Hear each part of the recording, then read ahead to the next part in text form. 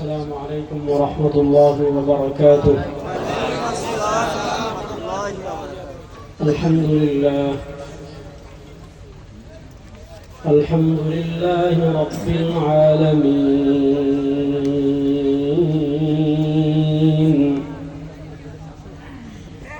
والعاقبة للمتقين،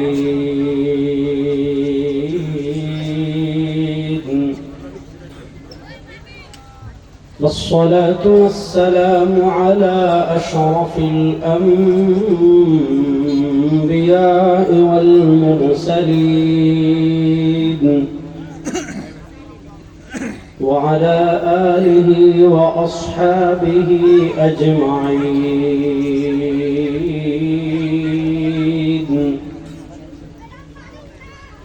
أما بعد، فأعوذ بالله من الشيطان الرجيم.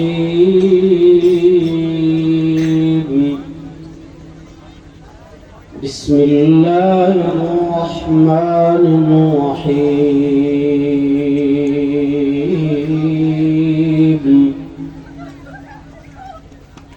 قل إن كنتم تحبون الله فاتبعوني يحببكم الله. بارك الله لنا ولكم في القرآن العظيم، ونفعنا وإياكم بالآيات والذكر الحكيم.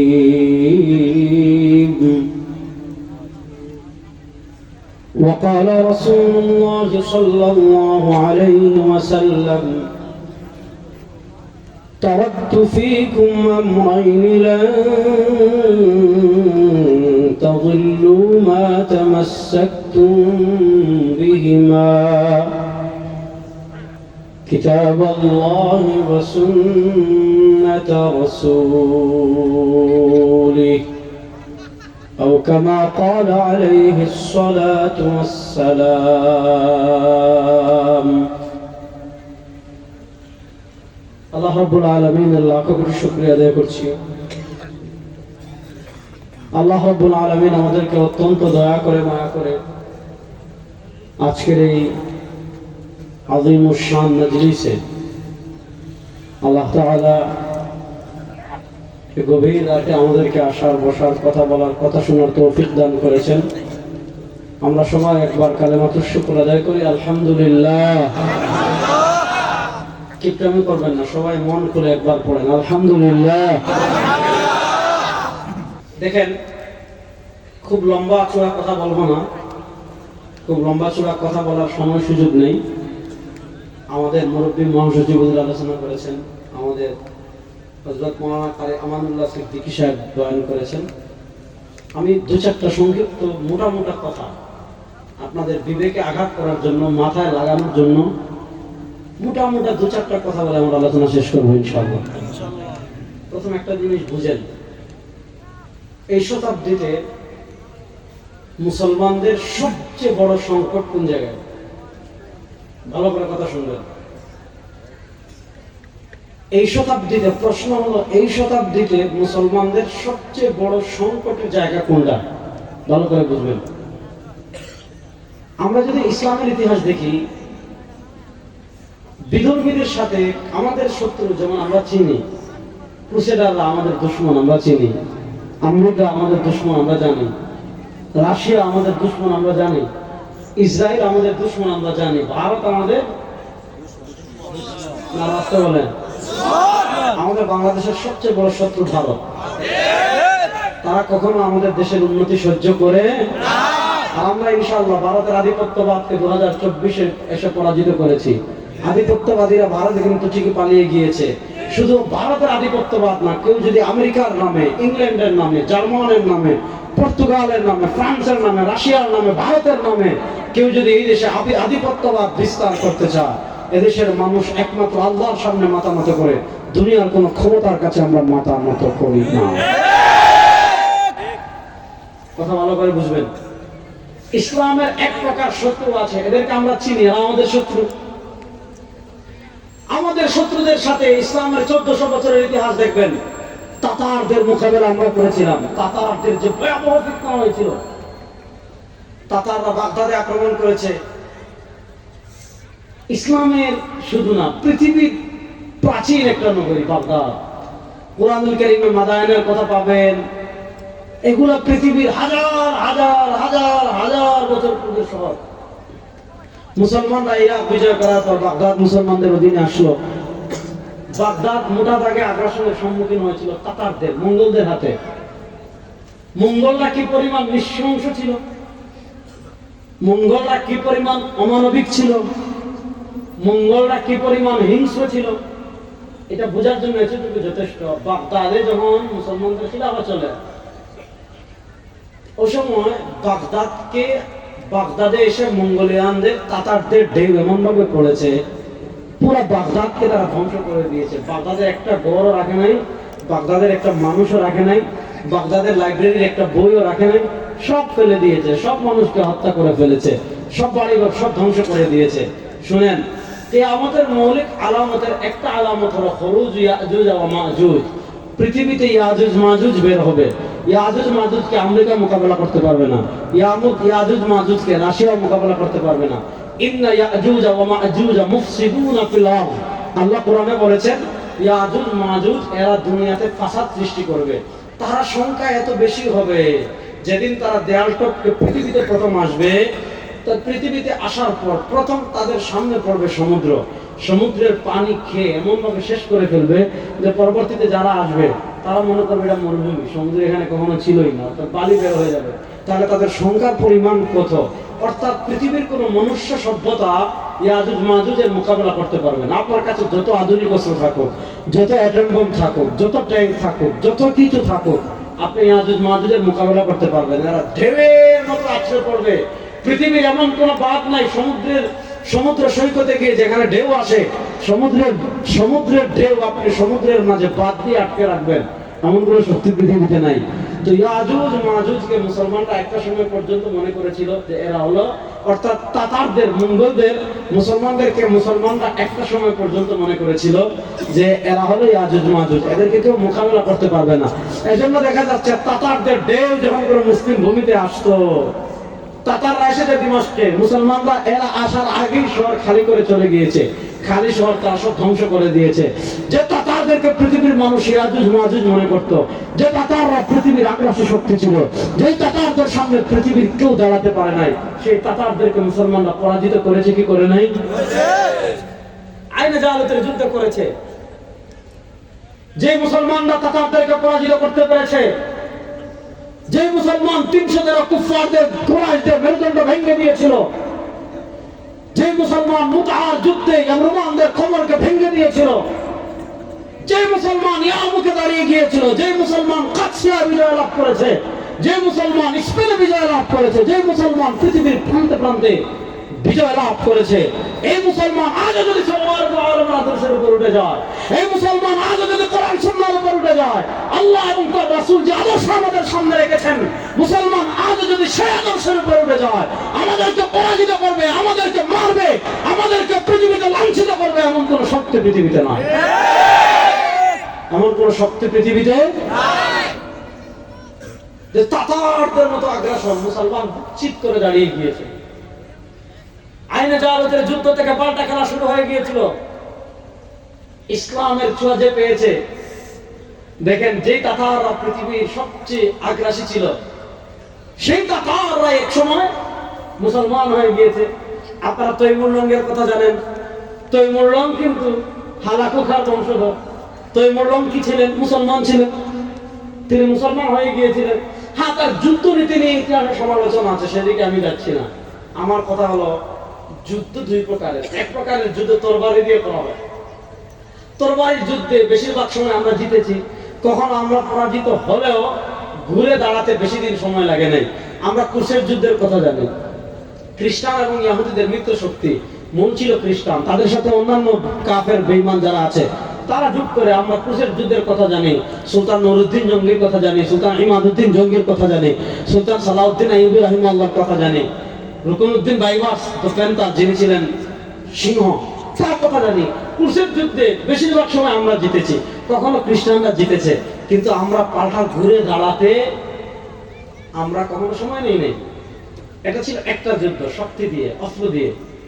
আজও যদি মনে করেন মুসলমানরা ঐক্যবদ্ধ হয়ে যায়, পৃথিবীর 200 কোটি মুসলমান যদি ঐক্যবদ্ধ হয়ে যায়, আর 200 কোটি মুসলমান তো লাগে নাই, মাত্র একটা রাষ্ট্রের তালেবান যদি আমেরিকাকে পরাজিত করতে পারে, মাত্র হামাসের কিছু মুজাহিদ যদি ইসরায়েলকে নাকানি চুলানি খাওয়াতে পারে, কথা বুঝেন যুবকরা, আফগানিস্তানের তালেবান যদি পৃথিবীর পরাশক্তি আমেরিকাকে পরাজিত করতে পারে, সামান্য একটা সংগঠন, আমাদের ইসলামী আন্দোলন থেকে আরো ছোট, এরকম একটা সংগঠন যদি এক বছর না বছরের পর বছর থেকে পৃথিবীর চতুর্থ সুপার পাওয়ার ইসরায়েলকে নাকানি চুবানি হইতে পারে, আজকে যদি মুসলমান মানুষের বাড়ানো তন্ত্রমন্ত্রকে পায়ের তলায় পিষ্ট করে, আজকে আরবের যে নপুংসক শাসকরা রয়েছে, এরা যদি আমেরিকা এবং ইসরায়েলের গোলামি বাদ দিয়ে, এরা যদি ইসরায়েল এবং আমেরিকার পাঁচটা বাদ দিয়ে পৃথিবীর মুসলিম শাসকরা যদি ঐক্যবদ্ধ হয়ে যায়, পৃথিবীতে মুসলমানদের দিকে আঙ্গুল তুলবে, চোখ তুলবে, এমন কোন শক্তি পৃথিবীতে নয়, এমন কোন শক্তি পৃথিবীতে। কিন্তু সমস্যা কোথায়? তারা আমাদেরকে ছিন্ন ভিন্ন করে রেখেছে। তারা এমন ভাবে রেখেছে, আমরা একদিকে, এরা আরেকদিকে, আমরা একদিকে, এরা আরেকদিকে, আমরা আরেকদিকে, এরা আরেকদিকে। এজন্য দেখেন ফিলিস্তিন রক্তে ভেসে যায়, লেবানন রক্তে ভেসে যায়, বাইরুত রক্তে ভেসে যায়, আরদে মুকাদ্দাস রক্তে ভেসে যায়। মুসলমানদের প্রথম প্রাণের কিবলা বাইতুল মুকাদ্দাস ইহুদিদের হাতে, মুসলমানরা সেখানে মার খায়। অথচ ফিলিস্তিনের পাশে, এক পাশে দেখেন মিশর আছে, আরেক দিকে দেখেন দুবাই আছে, কাতার আছে, ওমান আছে, বাহরাইন আছে, সৌদি আরব আছে। একদিকে ফিলিস্তিন যখন রক্তে ভেসে যাচ্ছে, লেবানন যখন রক্তে ভেসে যাচ্ছে, বাইরুত যখন রক্তে ভেসে যাচ্ছে, মুসলমানদের প্রাণের কিবলা বাইতুল মাকদিস যখন ইহুদিরা দখল করে রেখেছে, তখন আশেপাশের মুসলিম রাষ্ট্ররা বিলাসিতায় ডুবে যাচ্ছে। এজন্য শুনেন, একটা যুদ্ধ এটা হয় তরবারি দিয়ে। এই তরবারির যুদ্ধে মুসলমানরা কখনোই পরাজিত হয় না 1300 বছর। কারণ এই তরবারির যুদ্ধের চেয়ে আরেকটা গুরুত্বপূর্ণ, তরবারির যুদ্ধে মানুষ বিজয়ী হয় কখন? তরবারির যুদ্ধে যদি আপনি বিজয়ী হতে চান, আপনার চিন্তা চেতনা তার থেকে উন্নত হতে হবে। একটা যুদ্ধ সরাসরি যুদ্ধ, এই যুদ্ধে তাদেরকেও আমরা বেশি মারছি, পরাজিত করেছি, তারা মাঝে মধ্যে আমাদেরকে করেছে। কিন্তু আরেকটা যুদ্ধ হলো চিন্তা যুদ্ধ, মগজের খেলা। এই মগজের যুদ্ধ ইমাম সৈয়দ আবুল হাসান আলী নদভী রাহিমাহুল্লাহর ভাষায় যে যুদ্ধকে বলা হয় আল গজওয়াতুল ফিকরিয়া, চিন্তা যুদ্ধ। চিন্তা যুদ্ধ মানে কি? অর্থাৎ তারা চেয়েছে মুসলমানদের ভিতর এমন একটা প্রজন্ম গড়ে উঠবে, এমন একটা যুদ্ধ চালু করব যে মুসলমান নামে থাকবে আব্দুল করিম, মুসলমান নামে থাকবে আব্দুল্লাহ, মুসলমান নামে থাকবে উবাইদুল কাদির, মুসলমান নামে থাকবে হাসান মাহমুদ, মুসলমান নামে থাকবে আব্দুর রহিম, মুসলমান নামে থাকবে আব্দুস সামাদ। মুসলমান নাম শুধু মুসলমান হবে, চিন্তা চেতনায় সে মুসলমান থাকবে না, সংস্কৃতিতে সে মুসলমান থাকবে না, আদর্শতে তার ভিতর ইসলামের কিছু থাকবে না, রাজনীতিতে তার ভিতর ইসলামের কিছু থাকবে না, নেতৃত্বে তার ভিতর ইসলামের কিছু থাকবে না। অর্থাৎ তারা চিন্তা যুদ্ধ এমন ভাবে শুরু করেছে যে ইসলামটা তার নামে থাকবে, তার নামটা শুধু হবে আব্দুল্লাহ, তার নামটা শুধু হবে আব্দুস সামাদ, তার নামটা শুধু হবে উবাইদুল কাদের, তার নামটা হবে রাদাউল করিম আবরার, তার নামটা হবে আহমদ, তার নাম হবে মোহাম্মদ। কিন্তু তার চিন্তায় ইসলাম থাকবে না, তার রাজনীতিতে ইসলাম থাকবে না, তার ব্যবসায় ইসলাম থাকবে না, তার অর্থনীতিতে ইসলাম থাকবে না, তার সংসদে ইসলাম থাকবে না, তার সংবিধানে ইসলাম থাকবে না। ইসলামটা শুধু থাকবে নামে, ইসলামটা শুধু থাকবে নামে। পয়েন্টটা খুব ভালো করে বুঝেন, শুনেন। ইসলামে আপনার চিন্তা চেতনা যদি সুস্পষ্ট না হয়, ক্লিয়ার না হয়, কোরআন হাদিসের আলোকে না হয়, আকীদা বিশ্বাস যদি ঠিক না থাকে, আপনি যত জিকির করেন, যত আমল করেন, যত নামাজ পড়েন, যত রোজা রাখেন, যত হজ করেন, আর চিন্তা যদি বিশুদ্ধ না হয়, আকীদা যদি বিশুদ্ধ না হয়, আপনার আমলের আল্লাহর কাছে কোনো দাম নাই। আপনার আমলের আল্লাহর কাছে কোনো দাম নাই। এবার আসেন, তারা আমাদেরকে দুর্বল কোন জায়গায় করেছে, এটা আমি আপনাদেরকে একটু বুঝাই, খুব মনোযোগ দিয়ে কথা বুঝবেন। খ্রিস্ট রাজ্য যেগুলো আমরা দেখি, কৃষ্ণ রাজ্যের একটা মৌলিক থিম ছিল, যেমন ধরেন কৃষ্ণ রাজ্য কায়সার, ধরেন রোমান, পারস্য, এই যে সাম্রাজ্যগুলো, তাদের একটা মৌলিক থিম ছিল কায়সার কায়সার। মনে কায়সার কায়সার, গির্জা গির্জা। ব্যাপারটা বুঝে, কায়সার মানে তাদের রাজ্য, গির্জা মানে তাদের ধর্মের উপাসনালয়। যেমন আমাদের রাষ্ট্র বাংলাদেশ, আমাদের ইবাদতের জায়গার নাম মসজিদ। কথা বলেন, আমাদের রাষ্ট্রের নাম, আর আসতে বলেন, রাষ্ট্রের নাম, আর আমরা যেখানে আল্লাহর ইবাদত করি ওই জায়গার নাম মসজিদ। খ্রিস্টানদের রাষ্ট্র কায়সার, তাদের ধর্মীয় উপাসনালয়ের নাম গির্জা। তো খ্রিস্টানদের স্লোগান ছিল রাষ্ট্র রাষ্ট্র, কায়সার কায়সার, গির্জা গির্জা। মানে কি, কায়সার কায়সারের মতো থাকবে। আপনি ধর্ম পালন করতে চাচ্ছেন, তাওরাত পালন করতে চাচ্ছেন, ইনজিল পালন করতে চাচ্ছেন, আপনার ধর্মীয় অনুশাসন মেনে চলতে চাচ্ছেন, ধর্ম অনুযায়ী লাইফ সেটেল করতে চাচ্ছেন, ধর্মের আলোকে সমাজ পরিচালনা করতে চাচ্ছেন, ধর্মের আলোকে জীবন সাজাতে চাচ্ছেন, আপনার পরিবারকে ধর্ম শিখাতে চাচ্ছেন, কোনো সমস্যা নাই। যত ধর্ম কর্ম লাগে গির্জা যান। ধর্ম 101টা থাকবে গির্জার ভিতরে, কিন্তু ওই যে কায়সার রাষ্ট্র আছে, রাষ্ট্র কি করবে? গির্জা মাথা কামাবে না। রাষ্ট্রের কি আইন হবে? গির্জা মাথা কামাবে না। রাষ্ট্রের কি অর্থনীতি হবে? গির্জা মাথা কামাবে না। রাষ্ট্রের কি সংবিধান হবে? গির্জা মাথা কামাবে না। রাষ্ট্রের কি চুক্তি হবে? গির্জা মাথা কামাবে না। রাষ্ট্র কার সাথে যুদ্ধ করবে? গির্জা মাথা কামাবে না। রাষ্ট্র কার সাথে সন্ধি করবে? গির্জা মাথা কামাবে না। অর্থাৎ রাষ্ট্রের কোন বিষয় গির্জা মাথা কামাবে না। রাষ্ট্র রাষ্ট্রের মতো থাকবে, গির্জা গির্জার মতো থাকবে। এই জন্য দেখবেন খ্রিস্টানরা একটা সিটি করেছে, ওই সিটির নাম ভ্যাটিকান সিটি। পৃথিবীর 3টা রাষ্ট্র আছে যেখানে 100 ধর্ম পালন করা হয়। এর ভিতর সবচেয়ে ছোট রাষ্ট্রের নাম ভ্যাটিকান সিটি। এই রাষ্ট্রটা করেছে কারা? খ্রিস্টানরা। অর্থাৎ তাদের ধর্মযাজকরা যারা ধর্ম পালন করতে চায়, একদম পুঙ্খানুপুঙ্খ 100 ধর্ম পালন করতে চায়, তাদেরকে বলে, ভাই আপনি রাষ্ট্রের কোন ধর্মের ছোঁয়া লাগাতে পারবেন না। আপনি ধর্ম পালন করতে চান, ভ্যাটিকান সিটিতে যান, ওখানে গিয়ে যত ইচ্ছা ধর্ম পালন করেন। রাষ্ট্র কেমনে চলবে? ধর্ম মাথা কামাবে না। রাষ্ট্রের আইন কি হবে? ধর্ম মাথা কামাবে না। রাষ্ট্রের বিচার ব্যবস্থা কি হবে? ধর্ম মাথা কামাবে না। রাষ্ট্রের অর্থনীতি কি হবে? ধর্ম মাথা কামাবে না। রাষ্ট্রের সংবিধান কি হবে? ধর্ম মাথা কামাবে না। রাষ্ট্র কার সাথে যুদ্ধ করবে? ধর্ম মাথা কামাবে না। রাষ্ট্রের সংবিধান কি হবে? ধর্ম মাথা কামাবে না। রাষ্ট্র কার সাথে সন্ধি করবে? ধর্ম মাথা কামাবে না। অর্থাৎ তারা ধর্মকে শুধু গির্জা বন্দী করে ফেলেছে। তারা ধর্মকে শুধুমাত্র তাদের ধর্মের উপাসনালয়ে বন্দী করে ফেলেছে। এর বাইরে রাষ্ট্রের কোথাও তারা ধর্ম রাখে নাই। আচ্ছা বলেন, এই চিন্তাটা মুসলমানদের না খ্রিস্টানদের? আচ্ছা বলেন, ইসলাম ধর্ম, এই যে খ্রিস্টানদের চিন্তা পয়েন্ট, এই খ্রিস্টানদের এই পতিত চিন্তাটা আমাদের সমাজে মুসলমানদের কাছে যে লেবাস পরে এসেছে, যে জামা পরে এসেছে, যে পোশাক পরে এসেছে, যে শাড়ি পরে এসেছে, যে বুরকা পরে এসেছে, পিছনের আওয়াজ বন্ধ করেন, ওইটার নাম হলো সেকুলারিজম তথা ধর্মনিরপেক্ষতা। ধর্মনিরপেক্ষতা মানে কি? ধর্মনিরপেক্ষতার ব্যাখ্যা তারা দুই ভাবে করে।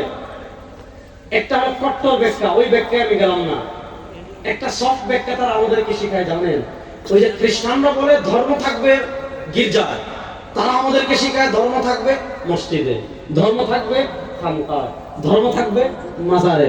রাষ্ট্রে ধর্ম লাগবে না, অর্থনীতিতে ধর্ম লাগবে না, রাজনীতিতে ধর্ম লাগবে না, সংসদে ধর্ম লাগবে না, সংবিধানে ধর্ম লাগবে না। তাহলে ধর্ম কোথায়? তারা বলে ধর্ম তোমার যত ইচ্ছা তোমার ঘরে তুমি পালন করো, ধর্ম তোমার যত ইচ্ছে তুমি তোমার মসজিদে পালন করো, ধর্ম যত ইচ্ছে তুমি তোমার খানকায় পালন করো, ধর্ম যত ইচ্ছে তুমি তোমার মাজারে পালন করো, কোনো বাধা নাই। তারা বলে রাষ্ট্রের কোনো ধর্ম লাগবে না, রাষ্ট্র ধর্ম থেকে আলাদা।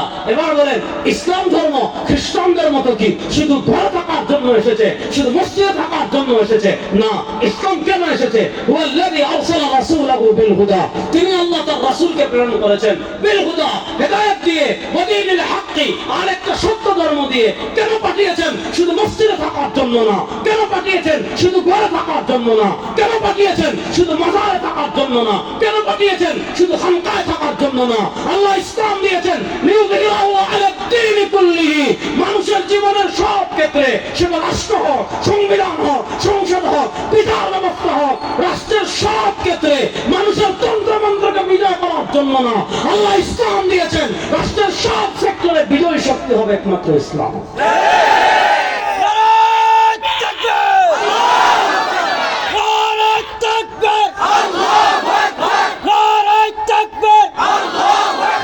ইসলামের শত্রুরা হুঁশিয়ার, ইসলামের শত্রুরা হুঁশিয়ার।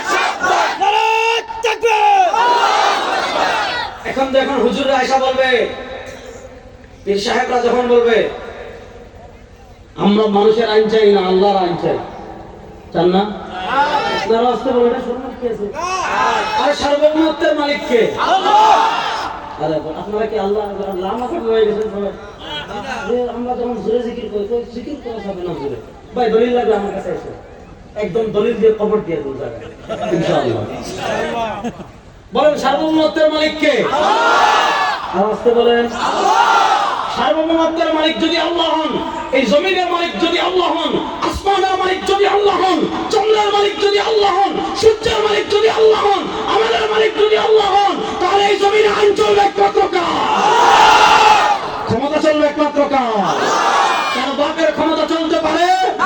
কেন বাপের আইন চলতে পারে? ব্রিটিশের বানানো আইন চলতে পারে? আল্লাহর জমিনে আইন চলবে একমাত্র আল্লাহ। কিন্তু আমাদেরকে তারা কি শিখায় জানেন?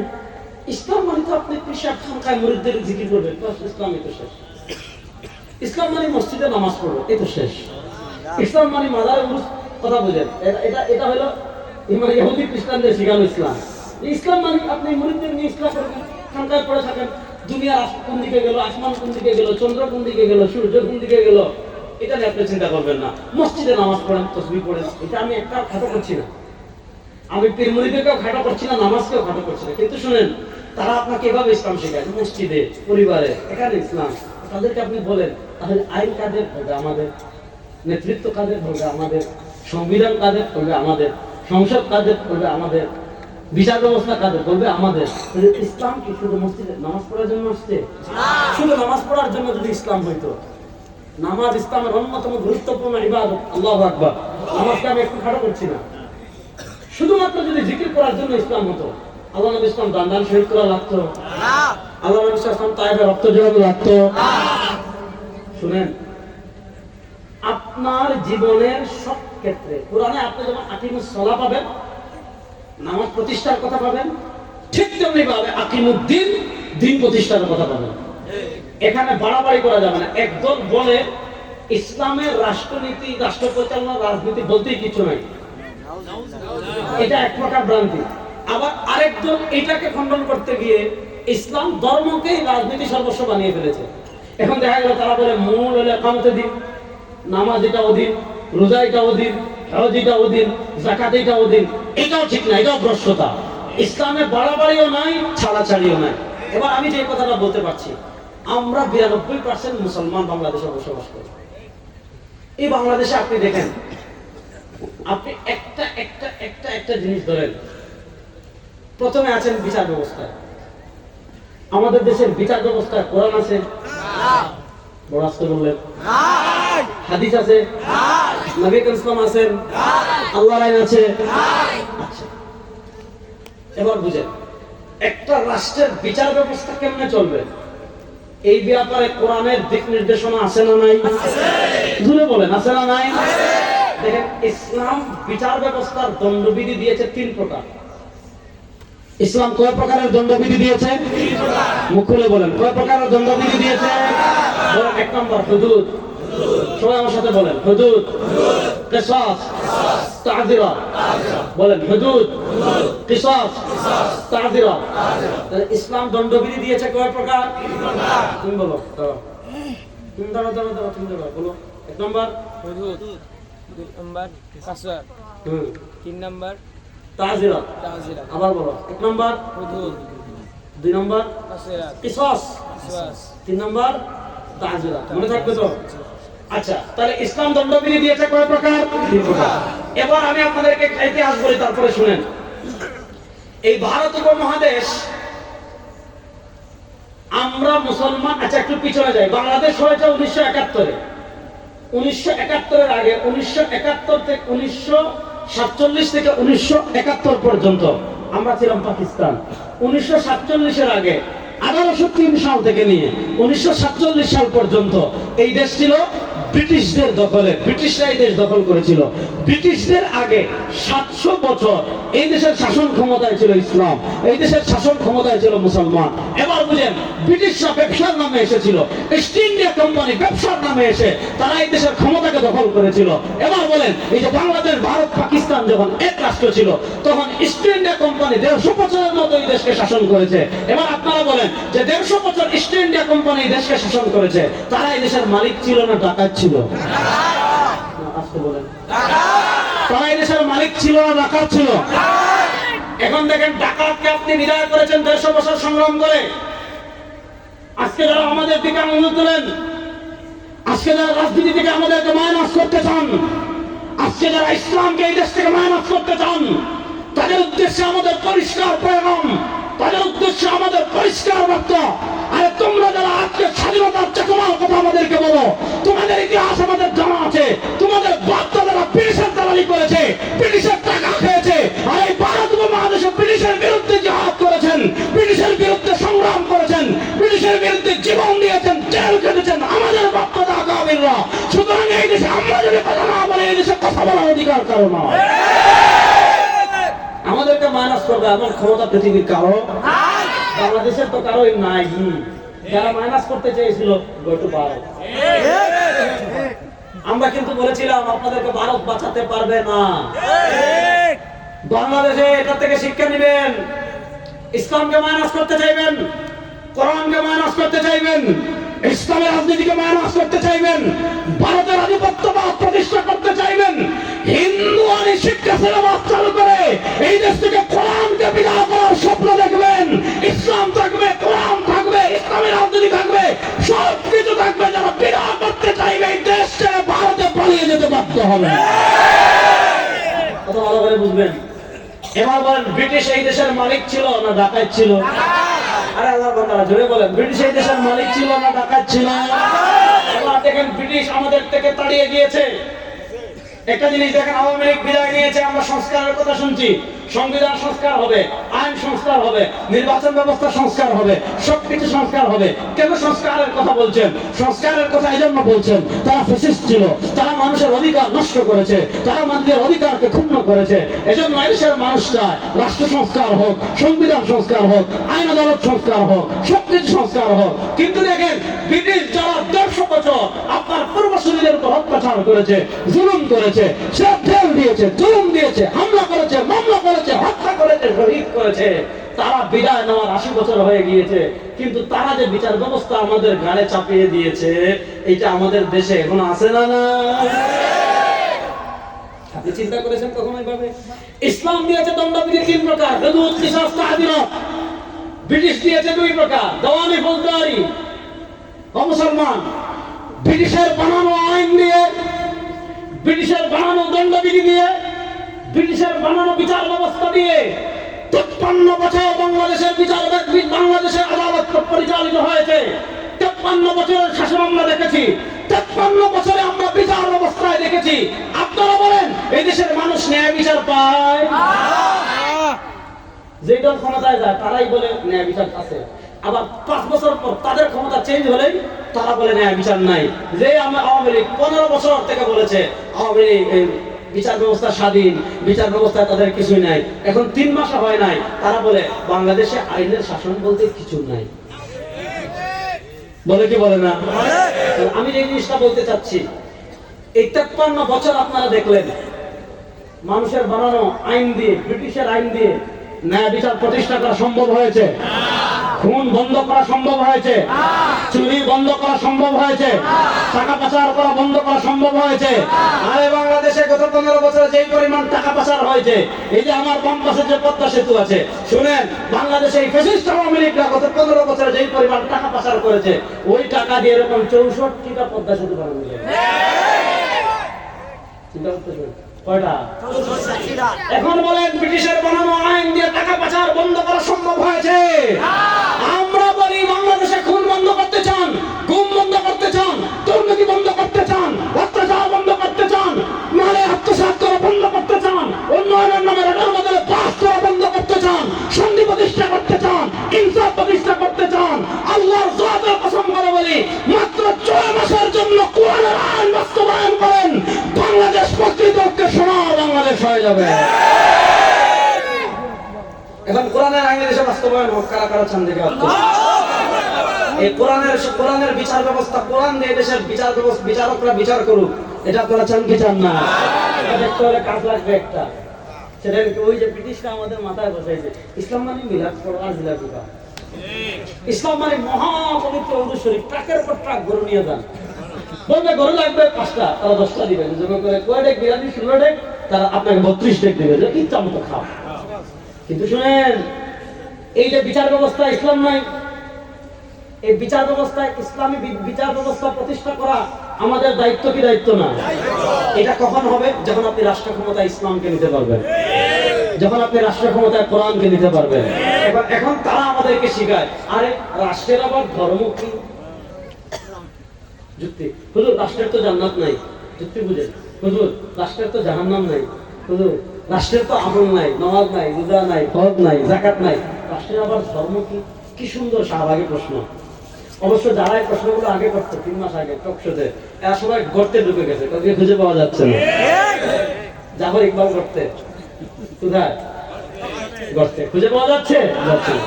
দেখেন তারা আমাদের যুবকদের মাথা ব্রেন ওয়াশ করে কেমনে বলবে, হুজুর রাষ্ট্রের তো জান্নাত নাই, রাষ্ট্রের তো জাহান্নাম নাই, রাষ্ট্রের তো নামাজ নাই, রাষ্ট্রের তো রোজা নাই, রাষ্ট্রের তো হজ নাই, রাষ্ট্রের তো যাকাত নাই, রাষ্ট্রের আবার ধর্ম কি? আমরা বলি আর রাষ্ট্রের তো মুখ নাই, রাষ্ট্রের আবার ভাষা কি? রাষ্ট্রের মুখ আছে? আপনার পদ্মা সেতু কখনো কথা বলছে? যে পদ্মা সেতুর গল্প শুনতে শুনতে একটা খাম্বা তুলে, এটা মানে 1 সপ্তাহ পত্রিকার হেড নিউজ, আরেকটা খাম্বা তুলে আল্লাহ বাঙালি জাতির বানাইছে, মানে বাঁচাইছে। শুধু এই পদ্মা সেতু নিয়ে এই 3-5-6 বছরে পত্রিকায় কি পরিমাণ নিউজ হয়েছে অনলাইনে আপনি চিন্তা করতে পারবেন না। কিন্তু এই পদ্মা সেতু আল্লাহ কত টাকা লুটপাট করেছে সেটা তো আপনারা জানেন, সে আলোচনা আমি যাচ্ছি না। আমি আপনাদেরকে যে জিনিসটা বুঝাতে চাচ্ছি, রাষ্ট্রের ভাষা নাই, রাষ্ট্রের মুখ নাই, রাষ্ট্র কথা বলতে পারে না, তারপর রাষ্ট্র ভাষা বাংলা কেন? এদেশের 92 বা এদেশের বেশিরভাগ মানুষ বাংলা ভাষায় কথা বলে। পাহাড়িরাও আছে, তারা বাংলায় কথা বলে না। আদিবাসীরাও আছে, বাংলায় কথা বলে না। আপনি আমাদের সিলেটের বিস্তাকান্দি চা বাগানে যাবেন, আপনি আমাদের জাফলংয়ের চা বাগানে যাবেন, আপনি খাগড়াছড়ি পার্বত্য অঞ্চলে যাবেন, আপনি রাঙ্গামাটির পার্বত্য অঞ্চলে যাবেন, আপনি এরপর হলো পার্বত্য চট্টগ্রামের আরেকটা জেলা আছে, আপনি খাগড়াছড়ি, রাঙ্গামাটি, বান্দরবনের পার্বত্য এলাকায় যাবেন, অনেক পাহাড়ি পাবেন, না বাংলা বুঝে, না বাংলা পারে, তারপরেও এদেশের রাষ্ট্রভাষা বাংলা কেন? কারণ এদেশের অধিকাংশ মানুষ বাংলায় কথা বলে, এজন্য এদেশের রাষ্ট্রভাষা বাংলা। ঠিক তেমনি ভাবে এদেশের 92% মানুষ মুসলমান, এদেশের মানুষ মুসলমান কালেমা পড়ে। সুতরাং কোরআনই হবে আমাদের সংবিধান, ইসলামই হবে আমাদের সংবিধান, আল্লাহ নবীর হাদিস হবে আমাদের সংবিধান। কোরআনের বাইরে কোনো আইন আমরা মানি না, মানতে পারি না।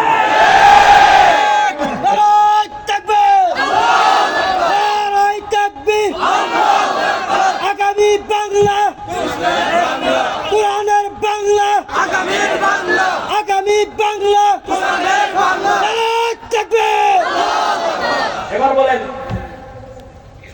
এবার আপনি বুঝেন, তারা এইভাবে আপনাকে ধর্মকে, ওই যে খ্রিস্টানরা যেমন বৃত্তবন্দী করে ফেলেছে, আজকে আমাদের সমাজে ওই ইসলামকে তেমন শুধু প্রতিষ্ঠান নির্ভর করে ফেলা হয়েছে। দেখেন আমি আপনাদেরকে বলি, অর্থনীতি আপনারা একটু সবর করেন, অর্থনীতিটা বলে আমি শেষ করবো। আচ্ছা আপনাদেরকে একটা মাসালা জিজ্ঞেস করি, সুদ হালাল না হারাম? যদি বলেন সুদ হালাল না হারাম? আচ্ছা বলেন, কোন রাষ্ট্রের যদি অর্থনীতির ভিত্তি হয় সুদের উপর, কোন রাষ্ট্রের যদি অর্থনীতির ভিত্তি হয় সুদের উপর, এই রাষ্ট্রের উপর আল্লাহর রহমত পড়বে না গজব পড়বে? যদি বলেন, কোন রাষ্ট্রের অর্থনীতির ভিত্তি যদি হয় সুদের উপর, ওই রাষ্ট্রের উপর আল্লাহর রহমত পড়বে নাকি আল্লাহর গজব পড়বে? এবার শুনেন, এই যে আমাদের বাংলাদেশ বৈদেশিক ঋণ করে, আপনি গত 15 বছর উন্নয়ন শুনেছেন। আমাদের মুসলমানদের জিকির হলো সুবহানাল্লাহ, আলহামদুলিল্লাহ, আল্লাহু আকবার, লা ইলাহা ইল্লাল্লাহ। আমরা সূরা হাসর ফজর করে পড়ি, সূরা হাশরের শেষ দিনে আয়াত মাগরিব পড়ে পড়ি, সুবহানাল্লাহ পড়ি, আলহামদুলিল্লাহ পড়ি, আল্লাহু আকবার পড়ি, লা ইলাহা ইল্লাল্লাহ পড়ি। গত 15 বছর যারা আওয়ামী লীগের নেতা ছিল তাদের জিকির ছিল উন্নয়ন। সাংবাদিকরা প্রশ্ন করেছে যে আপনারা দিনের ভোট রাতে করলেন কেন? বলবো আমরা পদ্মা সেতু করেছি, মেট্রো রেল দিয়েছি, আমরা উন্নয়ন করেছি। এই যে উন্নয়ন উন্নয়ন উন্নয়ন উন্নয়ন উন্নয়নের জিকির শুনেছেন, কিন্তু উন্নয়নের আড়ালে আমাদের রাষ্ট্রের ঋণ আছে $100 বিলিয়ন বেশি। কত ডলারের বেশি? এই $100 বিলিয়ন বেশি যে রাষ্ট্রীয় ঋণ আছে, এটা যদি ভাগ করে এক একজনের মাথায় দেওয়া হয়, তাহলে বাংলাদেশের প্রত্যেক মানুষের মাথায় রাষ্ট্রীয় ঋণ আছে 1.5 লাখ টাকা। কয় লাখ টাকা? 1.5 লাখ টাকা। আচ্ছা বলেন, এই যে ঋণটা আনছে চীন থেকে, এই ঋণটা আনছে আমেরিকা থেকে, এই ঋণটা আনছে রাশিয়া থেকে, এমনকি এই ঋণ আনছে সৌদি আরব থেকে।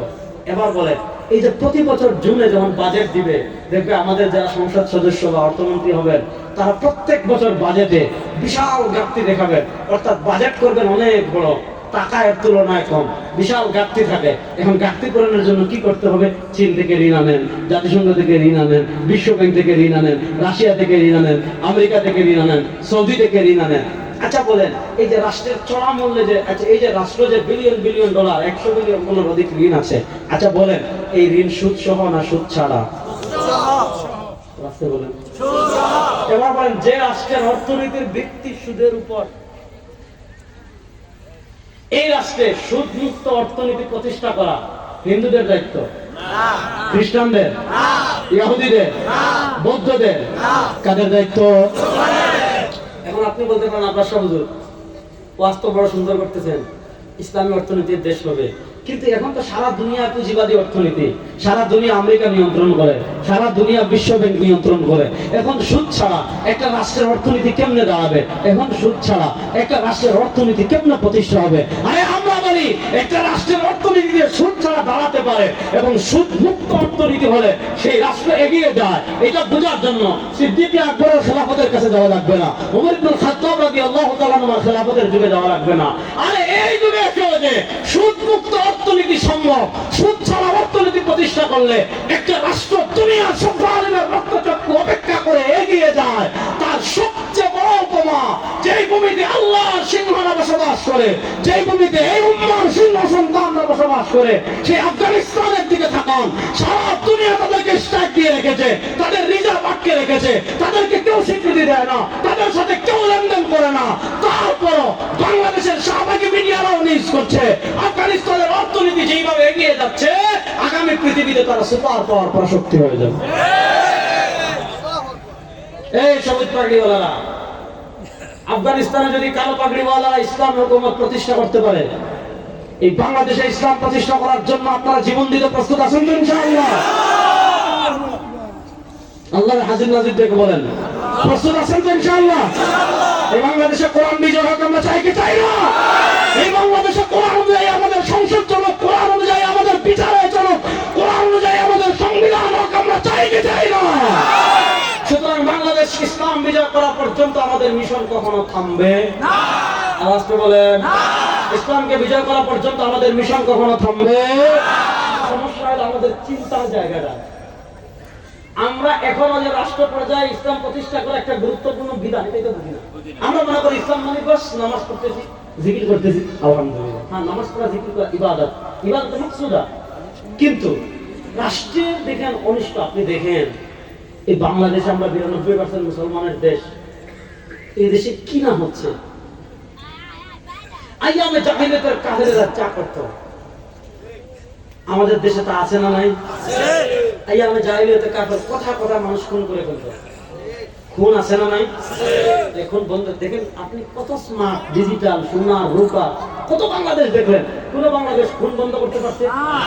1 বছর না 3 মাসের জন্য কোরআনের আইন বাস্তবায়ন করেন, 3 মাস, আল্লাহর নামে কসম করে বলেন সব খুন বন্ধ হয়ে যাবে। জানেন আমাদের বিচার ব্যবস্থা কি জানেন? আপনি একজনে খুন করছে, তারা পুলিশ ধরে নেবে। এখন আপনি প্রথমে যান নিম্ন আদালতে মামলা করেন, মামলা করতে হলে প্রথমে উকিলকে টাকা দেন, উকিলের পেশকারকে টাকা দেন, ডেট প্রথম একটা দিবে, শুনানির জন্য টাকা দেন, সাক্ষী নিবে, আবার টাকা দেন, 5, 10, 15, 16 বার শুনানি করতে করতে করতে করতে এখান থেকে যাবে ওই আদালতে, ওখান থেকে যাবে ওই আদালতে, ওখান থেকে যাবে ওই আদালতে। এখন দেখা যাচ্ছে বেচারাগুলো আমার ভাইও মরলো, বাবাও মরলো, এখন প্রত্যেক মামলায় টাকা দিতে দিতে আমি যখন আমার জমি বিক্রি করা লাগবে। আর বাংলাদেশের বিচার ব্যবস্থা কি পরিমাণ ঘুষ চলে তা তো আপনারা জানেনই। এখন কি করতে হবে, 1-2 বছর পর তার বাবা মারা গেছেন, স্বাভাবিক মহব্বতটা কমে যায়। ভাই আপনি দুনিয়া থেকে চলে গেলে আপনাকে কেউ মনে রাখবেন, এটা আপনি মনে রাখেন। আপনাকে আজকে মারছে একজন, মনে করেন 2-3 দিন 4 দিন 5 দিন 10 দিন 1 বছর 2 বছর 3 বছর পরে আপনার ছেলেরও টান থাকবে না, বাপেরও টান থাকবে না। তোর বাপে পয়সা টাকাও কম বাদ দে, সে আর খবর নেয় না। এদিকে 2, 3, 4, 5, 6 বছর পরে টাকা দিয়ে জামিন নিয়ে খুনি বের হয়ে কে হয় না। খুন এত সস্তা হইলো কেন? আর ইসলাম হলে কি হইতো, কোনো আপিল মোশন নাই। খুন করছেন, প্রমাণিত হয়েছে 2 সুরত, হয় দিয়ত, তার পরিবার একটা বিশাল অর্থ অঙ্ক দিয়তের পরিমাণ আমি দিকে যাচ্ছি, রাজি হবে, অথবা কোনো আপিল মোশন নাই। জনসাধারণের সম্মুখে এই প্রধানমন্ত্রী ফেরিঘাটের এখানে না, আপনি কূপ দিয়ে মারছেন, আপনাকে কূপ দিয়ে মারা হবে। আপনি গুলি করে মারছেন, আপনাকে গুলি করে মারা হবে। আপনি পিড়াইয়া মারছেন, আপনাকে পিড়াইয়া মারা হবে। এইরকম যে খুন করছে, খুনিদের যদি 1 সপ্তাহ 2-3-4 দিনের ভিতর যদি বাংলাদেশে 100টা খুনের বিচার মুহূর্তের ভিতর করা হয়, কোনো আপিল নাই, কোনো কোর্ট নাই, কিচ্ছু নাই। যেভাবে ইসলাম বলেছে ইন্না নাফসা বিন নাফসি, তুমি একজনকে হত্যা করেছো, কোনো আপিল মোশন নাই। আপনি দেখেন পুরো সৌদি আরব, আমি ইসলামী রাষ্ট্র করি না, তাদের অনেক কিছু সাপোর্ট করি না, কিন্তু মানুষ খুন হয় না কেন জানেন? কারণ এখানে কোনো আপিল মোশন চলবে না। আপনি একজন কল্লা ফেলাইছেন, আপনিও শেষ। আপনার দুনিয়াতে বেঁচে থাকার আর কোনো অধিকার নাই। আর আমাদের দেশে দেখা যায় খুন করে তার দুলাভাই আরেক আওয়ামী লীগের নেতার সামসা, সে দেখা যায় ওই দুলাভাই আরেক নেতার সামসা, তার পাওয়ার দিকে খুন করে দিল। আর কিভাবে বুঝালে কোরআনের বাস্তবতা বুঝবেন? আর কিভাবে বুঝাইলে ইসলামী রাষ্ট্রের বাস্তবতা বুঝবেন? আর কিভাবে বুঝালে কোরআনের আইনের বাস্তবতা বুঝাবেন? ও মুসলমান, দুনিয়ার রঙিন স্বপ্ন সব বাদ দেন, দুনিয়ার তন্ত্রমন্ত্র সব পায়ের তলায় পিষ্ট করেন। আমরা আল্লাহর বান্দা, আল্লাহর ইবাদত করি, সুতরাং দুনিয়ার কোনো তন্ত্রমন্ত্র আমাদের ভীষণ হতে পারে না। আমাদের ভীষণ লক্ষ্য হবে একমাত্র ইসলাম। এই দাবির সাথে কারা কারা একমত আছেন? আমাদের ভীষণ একমাত্র বলেন, আমাদের ভীষণ একমাত্র, আমাদের লক্ষ্য একমাত্র আল্লাহ। ইসলামের বাংলাদেশ কবুল করার জন্য আমাদের সবাইকে মেহনত করার তৌফিক দান করেন আল্লাহ। বাংলাদেশে ইসলাম প্রতিষ্ঠার জন্য যতটুকু সামর্থ্য আছে, সামর্থ্য ব্যয় করে পরিশ্রম করার আমাদের সবাইকে তৌফিক দান করেন, আমিন। ইন আসাবতু ফামিনাল্লাহি ওয়া ইন আখতাতু ফামিন্নি ওয়া মিনাশ শাইতান। সুবহানাকাল্লাহুম্মা ওয়া বিহামদিকা আশহাদু আল্লা ইলাহা ইল্লা আনতা আস্তাগফিরুকা ওয়া আতুবু ইলাইক। আসসালামু আলাইকুম ওয়া রাহমাতুল্লাহ।